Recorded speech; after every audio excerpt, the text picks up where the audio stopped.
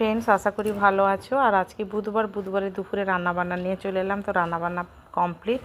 আজকে হয়েছে কষা কষা মাংস আর টমেটোর চাটনি।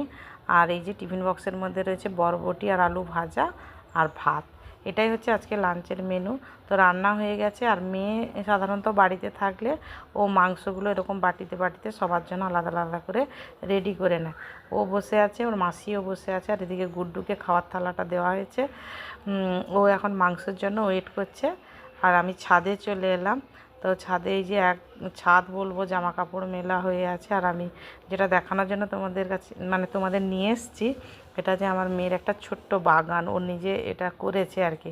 তার বাবাকে দিয়ে মাটি আনিয়ে, আমাদের তো এখানে কলোনিতে মাটি টাটি পাওয়া যায় না, তো বাইরের থেকে ওর বাবা বস্তার ভরে নিয়ে আসে অল্প স্বল্প যখন যেখানে পায়।